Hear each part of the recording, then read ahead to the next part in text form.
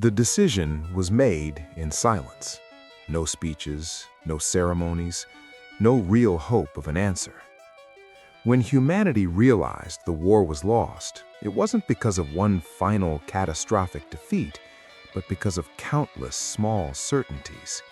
Planets falling one by one, entire fleets that never returned, colonies that simply stopped responding. The enemy no longer needed overwhelming force. They only had to advance, slowly. They called themselves the Karum, an ancient, methodical civilization. They did not seek extinction out of hatred. They sought space, resources, continuity.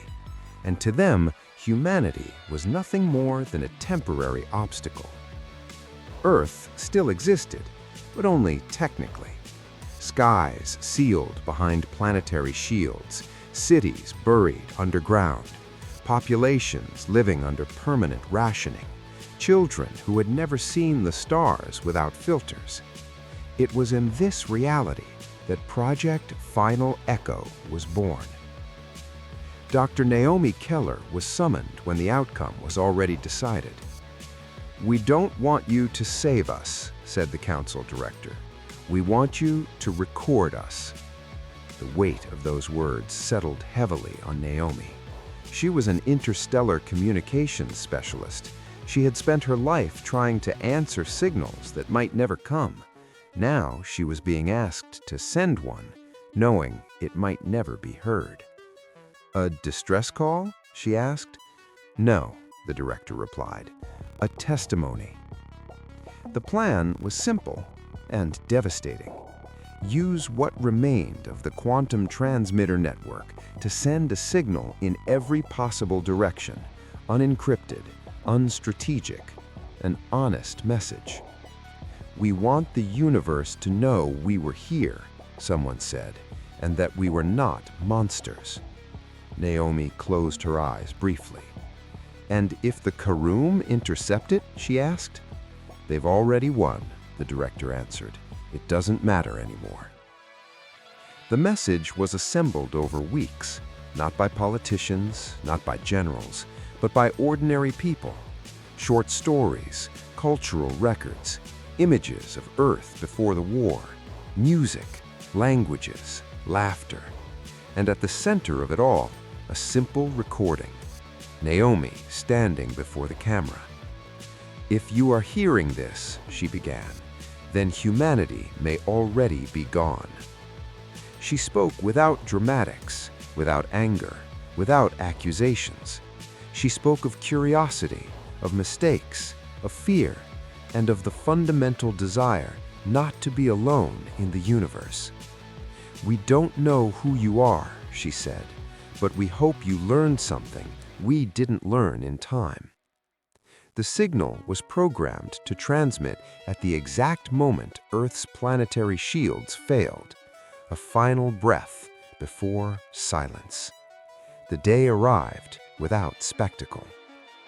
Naomi was in the transmission chamber when the alarms sounded for the last time. There was no panic left, only exhaustion. "Initiating final echo," the system announced. The signal was sent. It spread through space like a gentle scream, and then Earth waited. The Karum arrived hours later. Dr. Naomi Keller did not witness the end, but the signal kept traveling. For years, decades, centuries. It crossed dead regions of space, passed through indifferent systems, was ignored by civilizations that had heard too many similar stories. Until, in a distant corner of the galaxy, someone listened. The Ailiri were not warriors nor conquerors.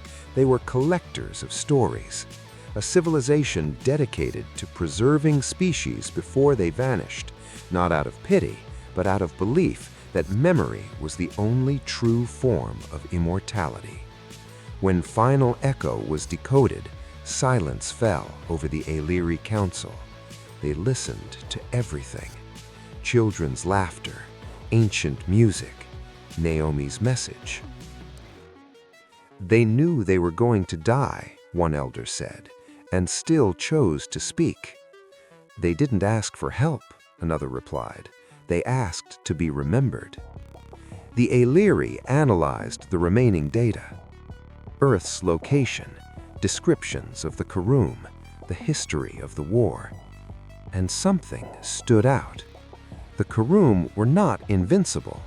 They were simply never opposed by anyone who wasn't alone. For the first time in centuries, the Ailiri Council considered something they had avoided since their founding: intervention. If we do nothing, the High Elder said, then the human message will be nothing more than an epitaph. And if we act, another asked. She answered without hesitation. Then it becomes a warning. The response was not sent to Earth. It was sent to the Karum. A short transmission, clear. We heard you, and now we remember. The Karum had never faced diplomatic resistance, only fragmented military opposition. When they detected a Ailiri movement, they underestimated it. That was the mistake. The war that followed was neither fast nor clean, but it was enough. Earth was not saved. They arrived too late for that. But humanity did not vanish completely. Years later, on a reconstructed world shaped with Ailiri technology, human children were born again, not on the original Earth, but carrying its memory. Humanity's story did not begin there, but it did not end either. In a central Ailiri archive, Naomi's message remains preserved, and at its end, a simple annotation was added. Species, human. Status, extinct. Legacy, herd. And perhaps, in a cold and endless universe, that was enough. If this story moved you or made you reflect, leave a like to support the channel. Subscribe to keep exploring deep, emotional sci-fi stories. And comment below. If humanity were facing extinction, what would you include in our final message to the universe? The next story is already being prepared, and it goes even further into the questions the future doesn't want to answer.